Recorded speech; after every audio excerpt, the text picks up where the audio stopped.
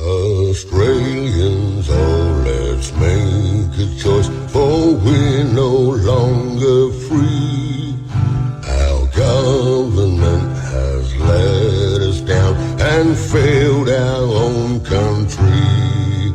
The great Australian dream is for the lucky few, but Aussies know what it really means to be true blue.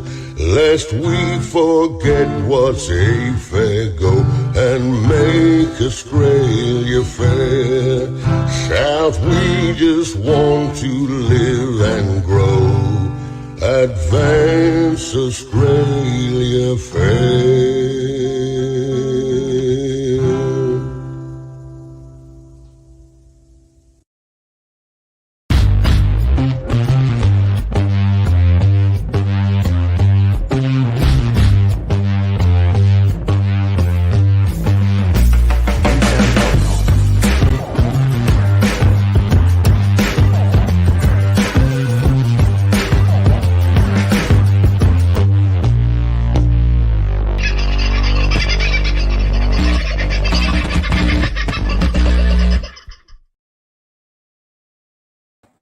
Woohoo! There's been some fighting words, ain't there? Hello, folks. How are you? Hasn't it been an interesting 24 hours or so? My lordy, lordy me. Could say a lot, not going to say much. If I'm honest, no point. What's the point? There is no bloody point. So why bother wasting your breath? My concern at this juncture is more about the mental health of the people involved than anything else. Because seriously, I think something's wrong. It can be the only rational excuse at the end of the day. And while it pains me to even go into thinking about it, it would be understandable. Those of you that know what I'm talking about, know what I'm talking about. Those of you that don't, well, there you go. It's all part of the circus, isn't it? You've got to figure those sorts of things out. I won't say any more at the moment. I may say a bit more later on, but I won't say anything just right now. How are you, folks? I haven't had a good chat to you, and I don't know how long. That's the thing. When you're going around prepping interviews and doing interviews and all that kind of stuff, I don't get a lot of time to spend in the chat. So I have determined that tonight I'm going to start off with a few comments that I saw. G'day, Chris. Good to see you back in first in the box, mate.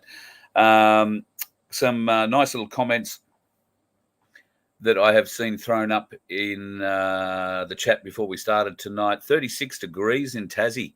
That's a bit warm, Rachel. And you ladies and gents down there won't know what the hell hit you at 36 degrees, I wouldn't have thought.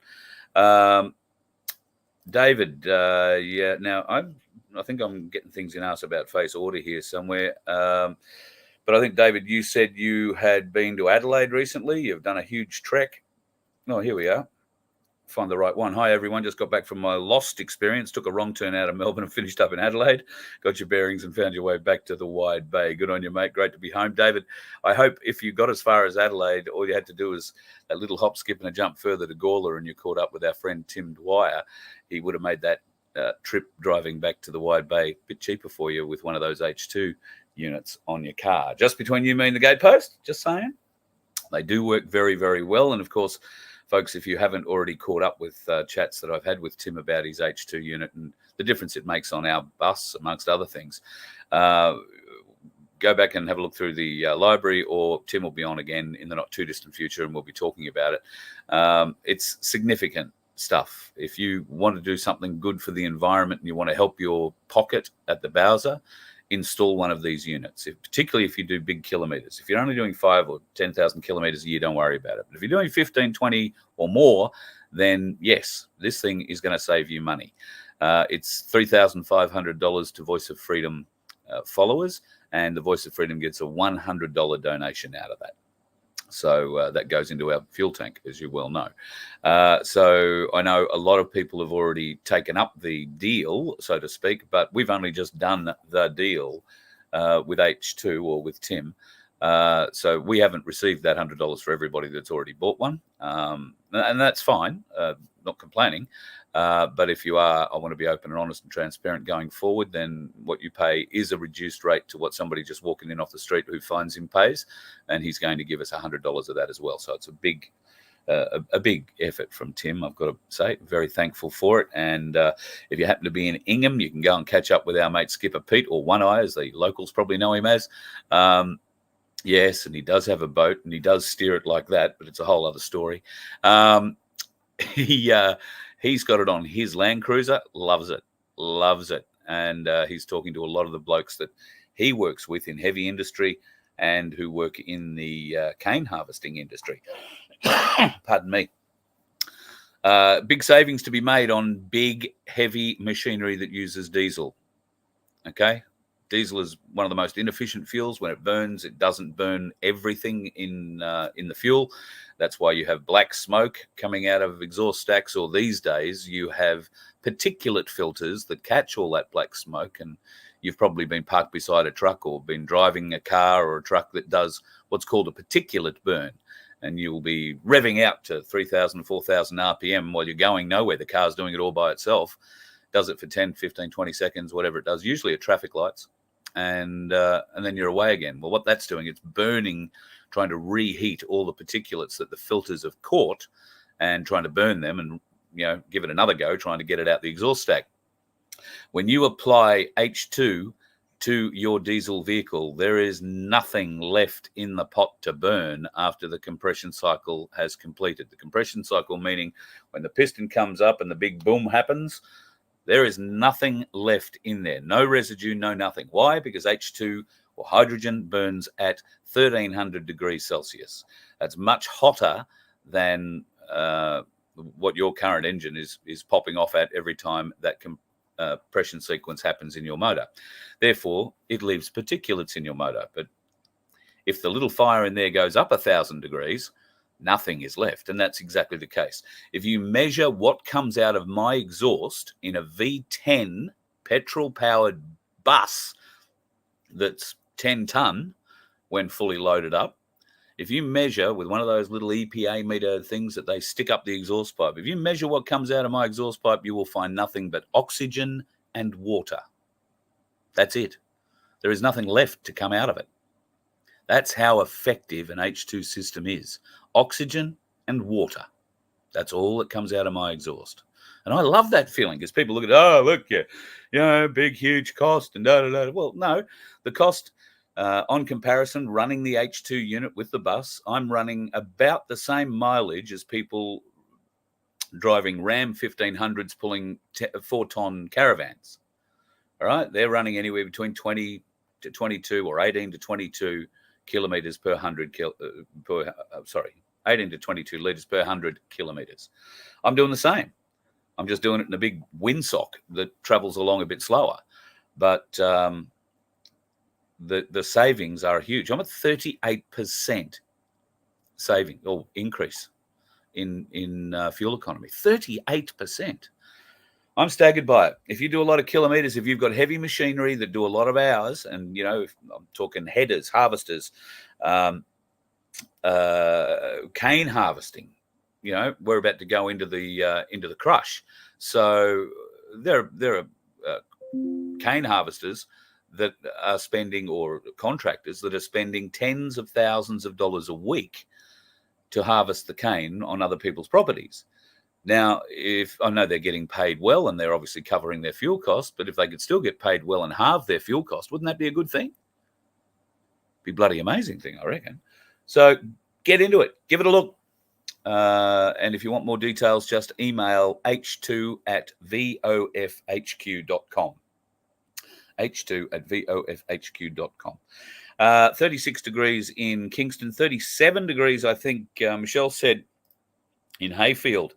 And a bushfire. Oh, shit. Yeah, that's not very pleasant. Been a lot of bushfires down in, the western part of Victoria, the Wimmera, around the Grampians, Dadswell's Bridge. I'm not sure if the big koala is still up there. Anybody who's driven along the highway there between Stawell, Ararat, Horsham, and driven through Dadswell's Bridge will know the big koala I'm referring to. Personally, I often think it looks like a very large koala that's been impaled by angry children with sticks. But That might be just the weird way I look at it. And I've known him. That koala was built when I was living in Rapanya. So that was before I was 10 years old. So it's been around a long time, been around most of my life. I remember the first F-111 I ever saw was at the Dadswells Bridge Air Show. Don't ask me what year it was, but it was in the 70s. And that hooked me with things that fly and go fast and fire weapons for life. I said g'day to Chris. He was first in the room tonight. DM, what's going on here? It's so hot your dog sat in front of the shower until you let him in to have a good 10 or 15-minute cold shower. Well, just between you, me, and the gatepost, I haven't had an air conditioner fall off the back of any truck yet, and I am melting here. It isn't exactly what you'd call, mind-blisteringly hot outside. 28 degrees. Humidity is about 70%. But in my little room here at the moment, the temperature is nudging 40.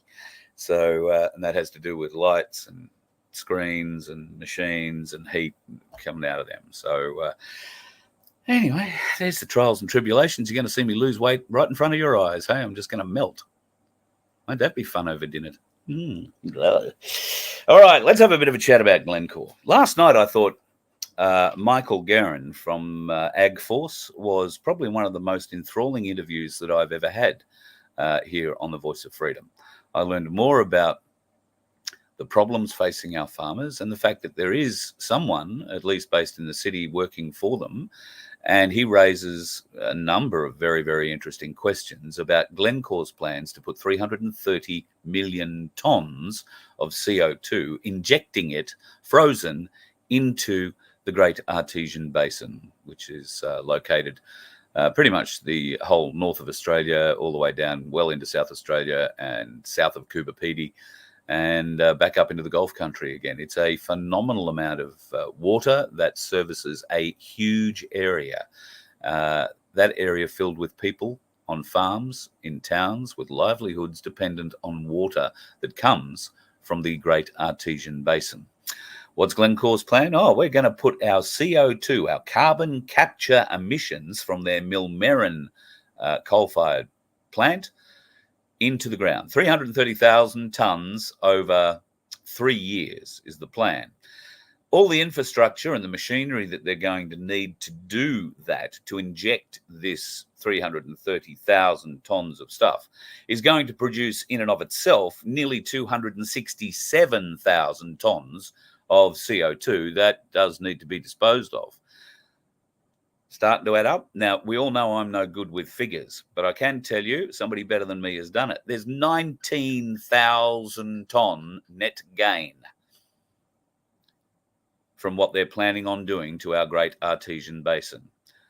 So they're going to put 330,000 tonnes of this shit in, but 267 nearly thousand tonnes of it will come from the machinery that's used to put it in the ground. Only 19,000 tonnes of the Millmerran crap will actually go into that 330,000 tonnes that's being injected in there. But don't worry, what's being injected is frozen. Frozen. And when Mike said that last night, my immediate thought was, and I've got to be honest, I never really turned my head to it until this afternoon. I'm thinking, 330,000 tonnes frozen. Okay, so CO2, interesting. How do you freeze carbon? And then, out of nowhere, an email arrived. Ding! Thank you to the person that sent me the email, who, along with a great deal of other advice that they sent me, which I assume is probably as good as this little nugget, advised me what they use to freeze CO2 before the injection process. It's a good one. It's called monoethanolamine. Monoethanolamine. Look at this. Some of the safety hazards that you can expect from such a thing. It's harmful if swallowed. It's harmful on contact with skin. It causes severe burns to the skin and severe eye damage. It causes, well, you can see for yourself there what it causes. That's just some of the hazard information, the safety hazard information. There's a bit more that I think is worth looking at. Animal studies, this is what they said when they tested it. Undiluted liquid causes blood pressure, diuresis, I don't know what that is, salivation, and pupillary dilation. Rats, mice, rabbits, and guinea pigs are exposed to vapor or mist at high concentrations, up to 1,250 parts per million, develop pulmonary, hepatic, and renal lesions. In a 90-day subacute oral toxicity study of 2-aminoethanol in rats, at a maximum daily dose of 0.32 grams per kilo, how much does a rat weigh, resulted in no effect. 0.64 grams per kilo per day resulted in altered liver and kidney weight, and at 1.28 grams per kilo, death occurred. It's considered to be liver toxin, monoethanolamine. That is what they're going to use to freeze their carbon. Some interesting points to note. The lethal dose, 50% is a kill rate. 700 milligrams per kilo is a guaranteed kill rate. Effect, behavioral, somnolence or general depression, behavioral issues, muscle contraction or spasticity, lung, thorax, or respiration issues. It goes on. This is a test on a rabbit. An effect on the eye. What was the effect? It was severe. What a shock. Species undefined, but more eye irritation shown there, and a moderate effect if you put a little bit less in. What a shock. These things, I wonder whether or not we are actually being told. How do they get this shit into you? I mean, they're going to freeze it, so obviously if it stays frozen, it'll be all right. The Earth, funnily enough, gets hotter the deeper you dig into it. I'm not sure whether or not any of these people are aware of it, but maybe it has to get really, really, really, really, really hot before monoethanolamine gets to a point where it'll melt. I do know its melting point. It's, I think, 57 or 8 degrees Fahrenheit. So you do the conversion. I think 34 is 0, isn't it? So 34 Fahrenheit is 0 degrees Celsius. So it's not going to stay frozen for long. Exposure routes. The substance can be absorbed into the body by inhalation of its vapor through the skin and by ingestion. Symptoms: irritation in the eyes, the skin, the respiratory system, and drowsiness. Inhalation symptoms: you'll get a cough, a sore throat, headache, shortness of breath, and drowsiness. It may be absorbed through the skin. Redness, pain, and skin burns may follow. Pretty severe eye symptoms of the same type as well. This is what they're using to inject, to freeze their CO2 and inject it into the Great Artesian Basin, the greatest freshwater supply underwater in the world.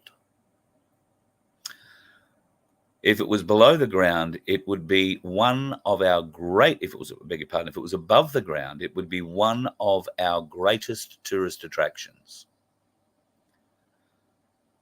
Would we allow Glencore, or a government who allows such a thing and thinks that's a great idea, to do that if they suggested injecting it into the Great Barrier Reef?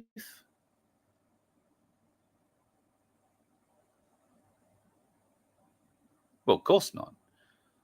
It's too much risk. We might kill a crown of thorns starfish, which is eating a whole huge portion of the reef. Don't worry about that. Well, we might kill a fish. So, no, they would never be allowed to inject that straight into the Great Barrier Reef, bury it under the reef. God, no. I'm sorry, how big was that brown paper bag again? Never say never, folks.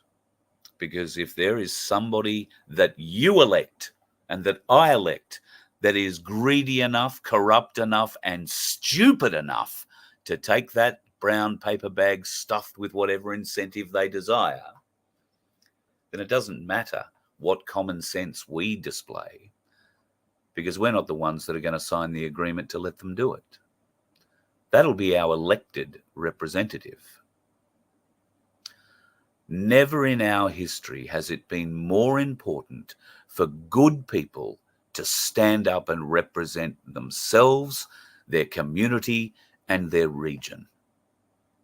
Never before in our history have we, the disenfranchised voters of Australia, been given an opportunity, a genuine and real opportunity, if we choose to seize it. But I can't seize it for us. Ricardo can't seize it for us. John Wilson can't seize it for us. And Guru, same deal. Only you, the person next to you, the people in this town, the city, the suburb next door to you, who feel like you and me can do this. And there are a lot of us. I've spent the day today on the phone. I've been getting phone calls about Ricardo's little outburst last night. That started at 7:30. Well, actually, in fact, that started last night and just kept going at 7:30 this morning. But I've had phone calls about just about every angle of this whole freedom movement that you could possibly think of, and quite a few more you probably haven't thought of yet. Now is the time. The discontent amongst the disenfranchised people of Australia, disenfranchised from a government system that refuses to listen to the wishes of the people, disenfranchised from a justice system that isn't working for the people or a justice of any kind. They are working for a corporation and raising money for it. These are the issues we need to work towards fixing. Yes, they'll make funny little noises in Queensland at the moment, youth crime, as it is bad in so many areas, but in Queensland it's a real issue, particularly in far north Queensland. And our police are leaving in droves because the numpties in charge of the police force, not just this rather interesting woman, and I say that in inverted commas, that has been the police commissioner in Queensland for the last 5 years, and who allegedly is starring in a porn video, an orgy video made in a government office, featuring herself and certainly one government minister and one other person. I haven't seen that video. It's alleged to exist. Trust me, if those alleging its existence ever give it to me, we will be watching that. I'll blur out the bad bits because God knows there are some, but by God, I'd want to know who the hell would like to. No, that's another story. Anyway, good that she's gone. There's been another good thing gone today. Go, you good thing. That's a good thing gone, got to tell you. Yvette Darth, the former Queensland Minister for Health and our current Attorney General, has fallen on her sword, or had it plunged through her back, as usually happens in Queensland politics, because she's leaving to look after herself. Oh. And don't we all wish her the best doing that? Because, I don't know, maybe she screwed up and got the real jab when they were offering her the fake one, and she thought she was going to do the right thing as the health minister. I'm not sure why she needs to look after herself. If it's not for her physical health, it should be for her mental health. Or maybe it's to face a trial. I don't know. If such a trial is happening, please, God, let us see the evidence of it first. And if we're going to say things and look for evidence, and we're going to try and say things, I'll get back to that. I'll finish on this Glencore thing. Folks, you need to write to your politician. You need to write to your state and federal members. It doesn't matter whether you're in Queensland or not. Queensland, Northern Territory, New South Wales, and South Australia, all affected by that. And if you think it's only the people that are accessing that water that are going to be affected, so if you're living in Melbourne or Adelaide or Sydney or Brisbane, you don't have anything to do with the aquifer, nothing really. No, it's only the country people. You don't have to worry about that. Well, I can tell you, your life's going to be well rooted. Okay, because if those aquifers go, so does all the food. So unless you magically can start a veggie garden that will keep your family, and most of us can probably grow a veggie garden that will keep our families happy, but when the next door neighbor who's too lazy, too stupid to grow his own vegetables wants yours and you're not prepared to share them, you better have a way of protecting yourself, because that's what's going to come. If we lose food security, you lose house security. Queensland police are already deserting the police force in droves. Could it be because it is a police force, not a police service any longer? Words mean things.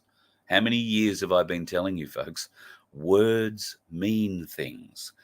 We've gone from a police service that many people were very happy and very proud to join, and the community respected those people, cheered them, and grieved for them when they lost their life in the line of duty. Now we have a police force who exhibit that force at every turn. Now, when one of the police force cry, or die rather, the only folks that cry are those related to them, the members that might have happened to know that person, and the police commissioner who's milking it for all the crocodile tears and empathy she can get. We the people don't care anymore. We the people have no sympathy for a police force now suffering because of their own stupidity, because of their own lack of balls to stand up against orders that were immoral. Well, not just immoral, were also illegal or unlawful. Whichever way you look at it, the orders you took have no legal backing. But dressed in your black uniforms, carrying your weapons and donning your masks, you were all very brave and very strong. For them, you picked the wrong side. You belted the wrong people. You arrested the wrong people. The people a good police officer should have been doing, he should have been arresting his senior officers who were giving him these orders, bringing charges against them. Too weak? Too cowardly? Too worried about your career? How's that going for you? I don't know where you live, in which part of the country you live, but every day I'm hearing of a police officer committing suicide. Every day.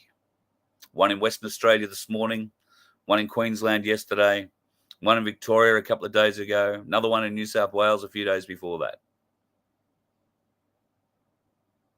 Do we really think that these people are suffering so tremendously from something they saw or heard in the job recently? Or could it possibly be that they are now wide awake to what they've been party to? And they've tried to push back inside the police force, and the force has pushed back,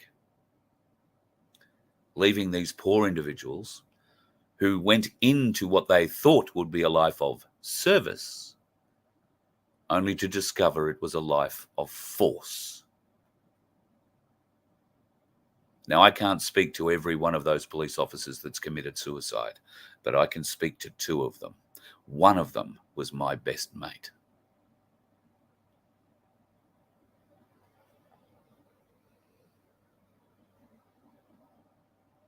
So we can have that discussion. It'll be a loud one from my side. But I have no sympathy.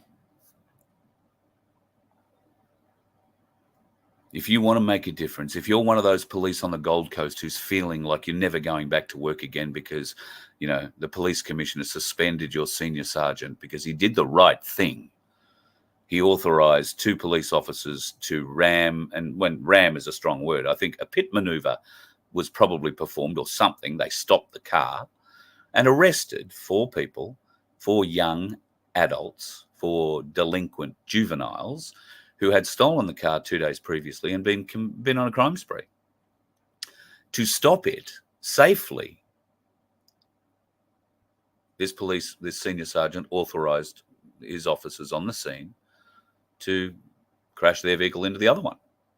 I don't know about damage to any vehicles. I don't know. Apparently there were damage to 3 police vehicles. So I don't know, unless 3 police cars converged on it at one time, they all went head onto it.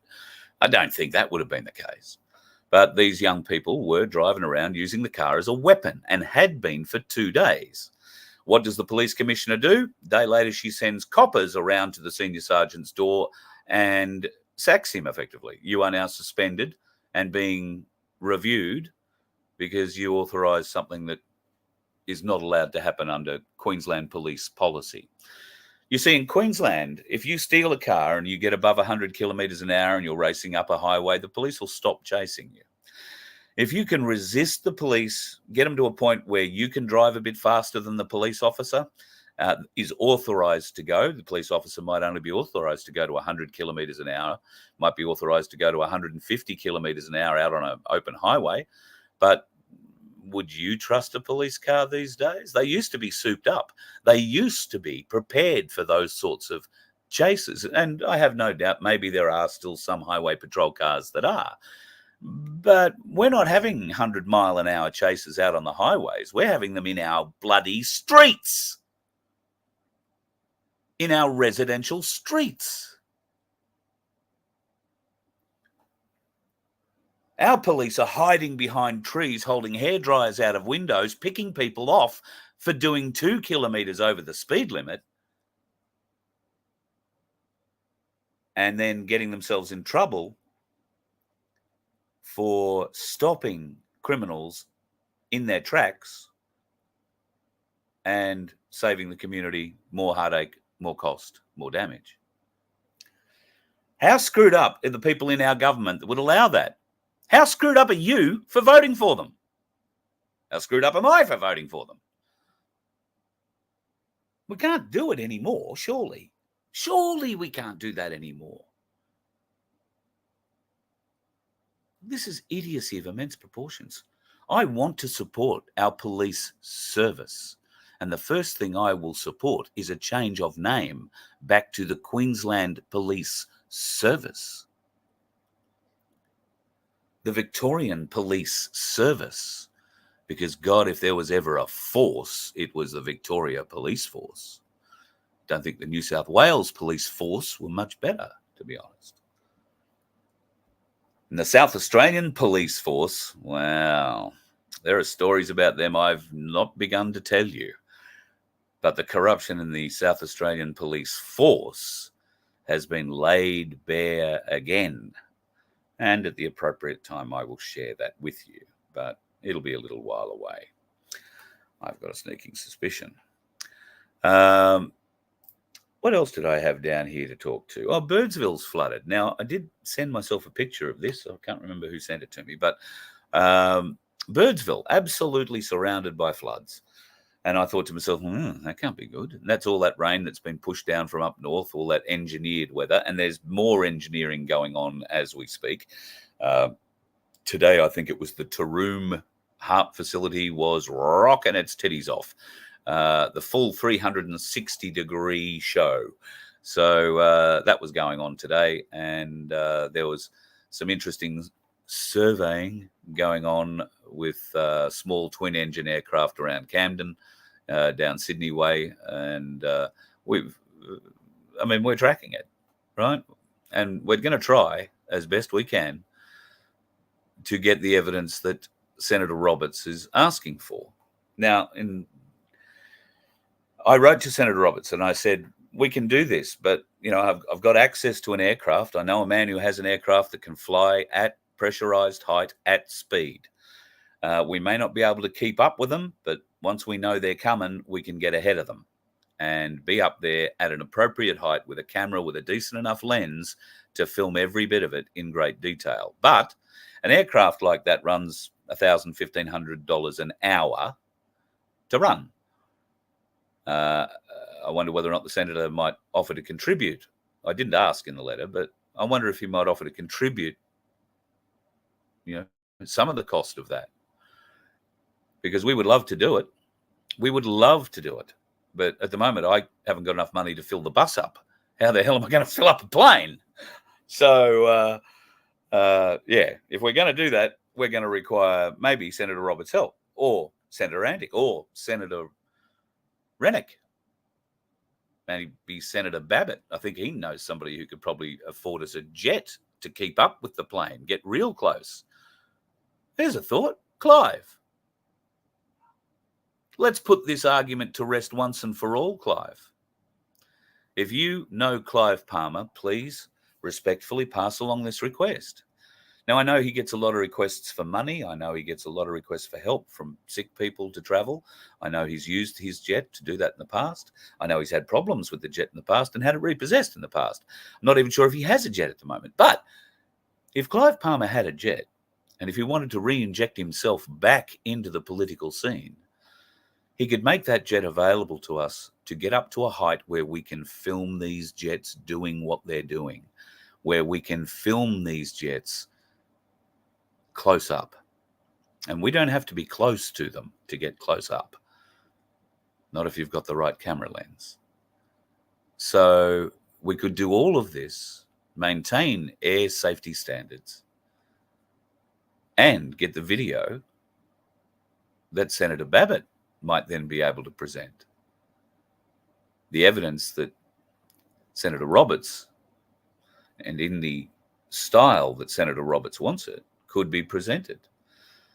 But it seems only fair that if Clive Palmer were to help us attain that evidence with his jet, that Senator Babbitt would get the opportunity to present that evidence in Parliament.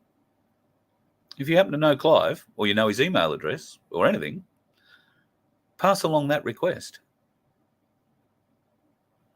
Clive and I know a few of the same people.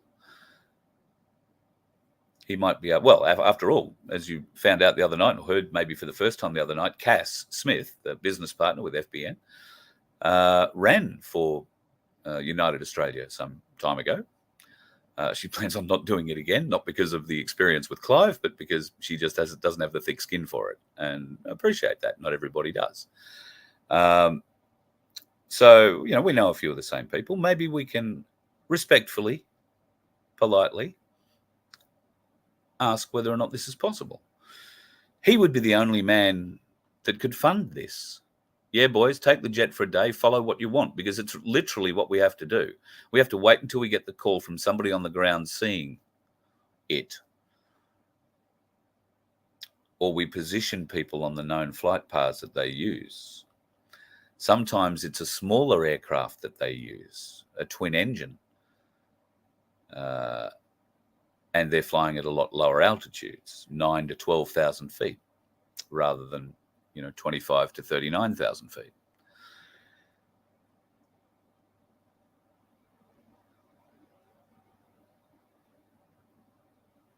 Let's get this, folks. Let's get this evidence. And if Clive won't lend us the jet, outside of I don't have one anymore, what would be a reasonable excuse we would accept? I mean, the fact that he just doesn't want to is reasonable enough. It's his jet. He can do with it as he wants. If he's paying the fuel bill, and I've got to say the fuel bill, I don't know what he's flying these days, but the fuel bill runs into several thousands of dollars per hour, several tens of thousands of dollars per hour, depending on the jet. We don't need full service. We don't need a hostess. We'll bring our own cut lunch and an esky. No service required except the bloke up the front to point it into the clouds and go in the direction we get told to go. That would be all we would need. I don't know a time frame because you never know what day they're going to fly. But maybe these are things we could talk about. Maybe these are plans we could make. Maybe this is a way we get to have a look at United Australia. If we want to. Do we want to? Is it worth looking at? I don't know. But it's a pretty good olive branch. Here's me jet. Go out and prove your chemtrail theory. Clive would nearly be a hero if we were able to do that, wouldn't he? Just saying. You can't just take off without a flight plan. Absolutely. With Clive's jet, we could fly anywhere in the world. So a jet going from, I don't know, let's say Auckland to Singapore, flying directly over Brisbane and releasing its load over Queensland is something we could confidently plan, a trip to Singapore. Nobody says in a flight plan you must finish it. Nobody says your flight plan can't alter. If you are flying and you are the captain of your aircraft, you can change your plan any time you like. I know. I was nearly a captain of an aeroplane. So, okay, it was a Cessna 172, not a 777, but, I know I can change my flight plan anywhere, anytime.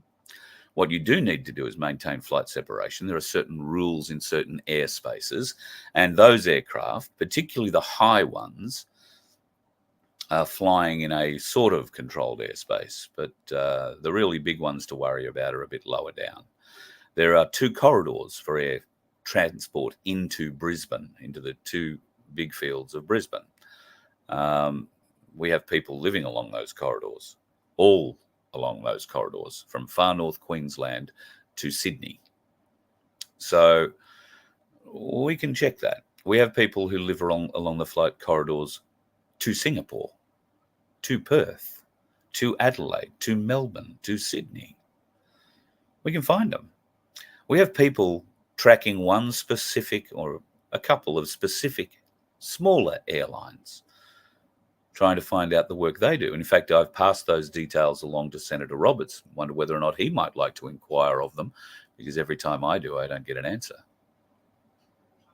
So don't think we aren't trying to do things, but cost is a limiting factor. Senator Roberts' guidelines of what he will accept as proof are a limiting factor, because it's very difficult for us to gain any of that proof beyond a flight radar screenshot and a picture of a white line in a blue sky, unless we're up in that blue sky a lot closer to the thing making the white line.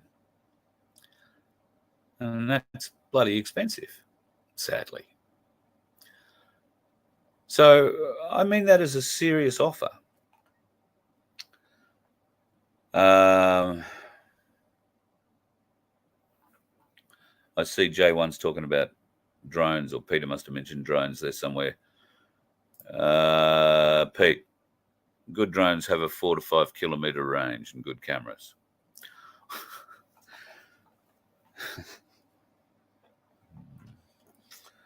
I have to be careful about what I say. Let me think a minute.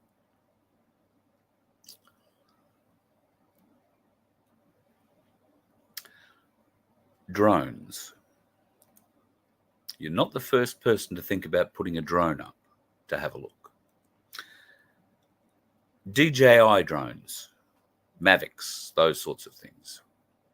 Anything that's got a brand on it, anything that is Chinese made, anything that comes out of a box, you plug it in and you charge it up and you go flying, is not going to work anywhere near an airport. It comes down to geofencing. We've been talking about that with smart cities. These drones know where they are, and they've had limitations placed in their software. So you can buy a brand new Mavic, and the highest you'll be able to fly it is 120 meters, or about 400 feet. That's because 0 to 400 feet has been designated by CASA as the drone area of the skies. So things like Google drone delivery or Amazon delivery by drone, that's what all that is being trialed in that airspace between 200 and 400 feet. So DJI drones will not, unless you have the capability to deprogram them yourself, and that would mean reflashing the brain of the unit. You won't be able to fly that anywhere near an airport or anywhere higher than 400 feet. Now, if you're any good at electronics and building your own, that's a whole different ballgame. I will tell you that I know a man. I know a man who has built an Octo. So it's got 8, very large. We call them foot swingers because the blades on it are a foot long each. that drone will fly as high as he wants it to, as high as the thin air will let him. That drone can be flown by him from a room in his house to a distance of over 100 kilometers, let's just say. And he has full control of it. He has cameras on board and he can see through it. Now, yes, it has been up high, real high. But it's very dangerous. And I would not do that. I would not use that sort of technology to do this. As much as I would like to, about the best camera I could put on that drone, even though it's capable of lifting a reasonable amount of weight, the weight you need if you want to go high is battery weight. You can't go and shove a 2 or 3 kilo camera on top of it because you're never going to get to the height you want and you're never going to stay up as long as you want. So don't think drones haven't been thought of. And my God, there are other things like gliders that do have cameras you can put on them and won't get a huge weight problem because these gliders have little motors in them that kick on when required. The battery's only used when the motor is spinning. You only use the motor to get you back up to altitude. They're interesting too. But once again, because I do know a bit about flying, I'm not prepared to put other people at risk by flying anything up to those kinds of altitudes, because to give you an idea, if you're looking through a camera that's mounted on a drone or a plane, and let's call it a GoPro, right? That sort of vision. So you're going to be getting, maybe 135, 140 degree vision. You're not got no real peripheral vision, nothing you're taking any notice of. And you're hovering, let's call it 25,000 feet. And you're pointed in the direction of the aircraft is coming towards you, which you think is 2,000, 1,000 feet above you. How close do you want to get your drone? And that is the problem. You won't see that aircraft. It's traveling at 600 kilometers an hour. By the time it comes into your frame, it will be driving over the top of your drone, possibly going through the windscreen and killing the pilots, or worse, maybe going through an engine, ripping off a wing and bringing the aircraft down. So anybody who is thinking about flying a drone up that sort of height, please don't. Please don't. The proof we require does not require the death of an airliner full of people. And I'm dead serious. I know people that do this shit, right? And I've told them off for it more than once. There are people who fly hundreds of kilometers using those gliders that I was telling you about. Hundreds of kilometers. And they're controlling them from their lounge rooms. And the only way you would know that there is probably something going on is that they've got a weird long aerial coming off their roof somewhere. Or maybe everybody's garage door opens at the same time as the plane comes back to land or something, because they've got fairly strong transmitters. So this does happen. But folks, we don't want to be involved in any of that. There is too much risk, too much danger. So steer clear of drones unless the military are going to give us use of theirs and air traffic control. But if you happen to know Clive, love that. If we could get up in the jet and loiter just in the area. And like I say, we don't have to be close. We've just got to be in the area. We've got to be closer to them than the ground, and we get a better shot. It's that simple. All we need is a tail number. All we need. And we've got cameras that can put you inside a crater on the moon available. I don't own one, but there are those sorts of lenses available. So maybe this is how Clive can help us. if he wants to. May not be anything worth helping. I don't know. J1, you got a 10K Zoom. What, you must be running a 600 or something, are you? That's a pretty good zoom. Might even be bigger than that. You might be running a 900 mil lens, are you? That's a long zoom, 10Ks. I was going to say, is it a Starbright scope mounted on a rifle? No, of course not. I'm just having a bit of a flick here, folks, to see if there's much in here to have a chat with. J1, you got one to 15,000 feet. I know of one that's gone to 42. Just between you, me, and the gatepost. But it was straight up, straight down. If it hadn't have been straight up, straight down, it would have been straight up over a bit and crash down. So battery time was a real issue. Weight was a real issue. The air gets very thin above 30,000 feet. Very thin. So there's a lot of science goes into keeping things. There's a reason helicopters don't fly at 30,000 feet, right? You know, there's old jokes that say helicopter pilots, you know, they never fly above 1,000 feet because they get a nosebleed.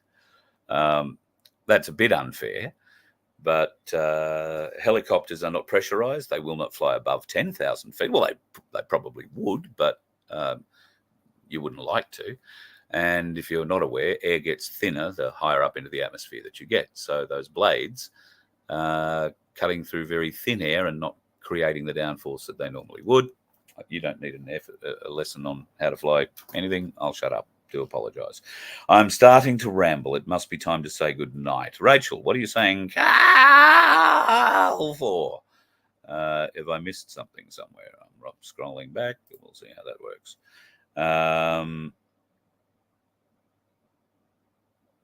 Battery life. I saw somebody say that. Yeah. Look, I would go so far as to give you enough information to say I would seriously doubt that a drone swinger, as we kind of refer to them, a prop swinger, that means a drone helicopter style aircraft. I don't think you would get much above 20. No, I don't know, but I'd be surprised if you got much above 20,000 feet out of it. If you could get that high, you would want to be running big props and big motors and no weight to try and get that high. So the only drones that I know that have gone above 25,000 feet have had wings. So there's one hint.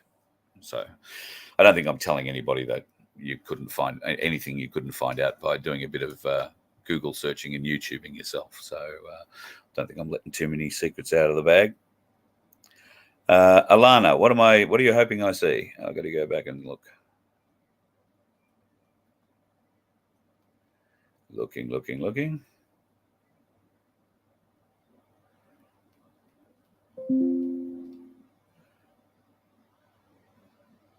Hang on, what's going on here? Is this the bit we're talking about at Pete? Can hear them, not see them. They're up too high. Would think they're masked. Yes, there is a lot of aerial action happening at night. Of course, we get to see it during the day. Why wouldn't they be doing it at night? So yes, it is happening. What it is remains to be seen. We still don't believe too much good is coming out of it. Clearly, Ricardo seems to have changed his mind now about whether it was because, you know, a while ago it was good spray. Because, you know, we were watching a movie, everybody had to relax, the white hats were in control. Now, apparently, that's not the case. Now, apparently, well, judging by last night's little outburst, where he admitted openly that he gets no more information about white hats than you or I could find if we went looking for it. And he's 100% right. I've been saying that forever. There are some interesting things that he's doing at the moment that lead me to believe that And I am...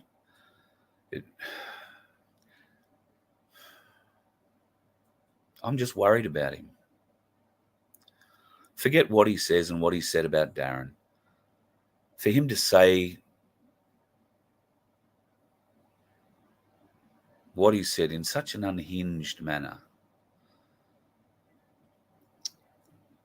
I'm concerned, rather than protective of Darren or the absolute fantasy that Ricardo was referring to. And if it's not a fantasy, Ricardo, show me the proof of what you say. Darren and I have an understanding. Darren and I have an agreement. Darren knows that if he's ever shown to be a Freemason, there will not be a hole in this country he can hide in from me. I will find him. And when I do, we won't be having a conversation. We've had a very serious conversation about this. I believe Darren 100%. I wouldn't have put myself behind Darren if I didn't. The fact of the matter is that I would guesstimate that Ricardo has spent in the realms of a total of less than 24 hours in the same space talking with Darren in the last 4 years. Less than 24 hours total. In fact, I would say less than 12 hours. I can tell you I have spent hundreds of hours with the man since I got to know him. I know the caliber of the man. I know what he wants to create. We've sat down, we've drunk beers, we've discussed, plans to seize control, let people get their freedom back, if only they actually knew what the word freedom meant. Well, I've done all that with him. Ricardo hasn't. Instead, Ricardo admitted last night that apparently the most uninfiltrated organisation in Australia is in fact infiltrated. He said somebody at their inner sanctum Victorian meeting went and talked to Darren, and that bloke was a Freemason. So Darren's got to be a Freemason. All I say to you, Ricardo, and anybody else who saw those words and is concerned about Darren in any way, shape or form, show me the proof. Stop calling people names and show me the proof. I'm sick of name calling. It's so bloody juvenile. For a man who wanted to unite the country behind him, now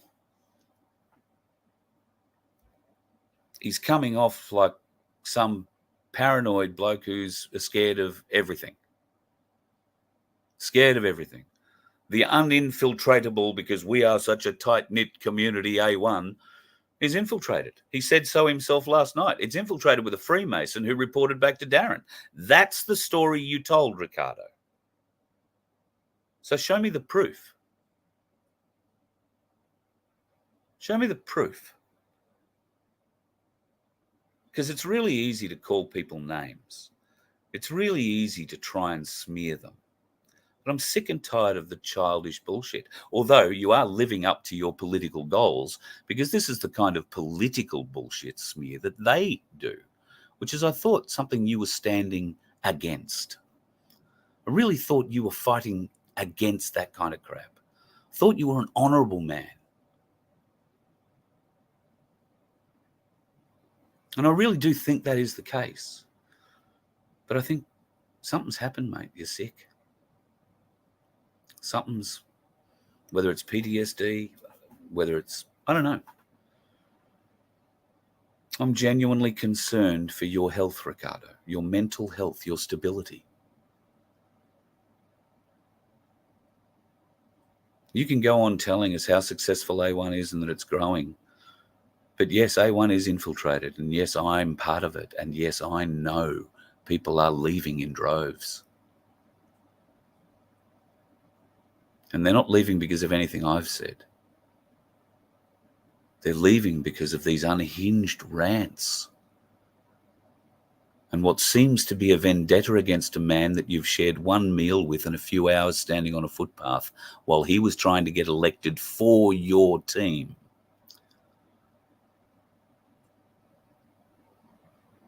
I'm all for you, Ricardo. I will back you 100%. You show me that Darren Bergwerf is a Mason, I'll show you what I'm capable of. But until then, put up or shut the fuck up, in your own words. Show us the proof. Because at the moment, I think your illness is starting to make you feel irrelevant, or make you irrelevant. And very shortly, so will your fan base, your supporter base, because you don't have one. It's disintegrating around you. And I'm worried that you don't see that that's what's happening. You don't answer phone calls. You don't answer SMS, not just to me, but to anybody.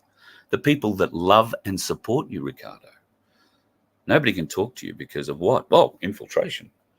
Oh, it could be a Freemason answering the phone. I'm not going to talk to them. Oh, God. Oh, no. Or I'm busy, scouring all the same pages I am to find some intel to tell you. Because I can't pick up the phone and ring General Flynn. Oh, neither can Ricardo. I have no direct line to Trump. Neither does Ricardo.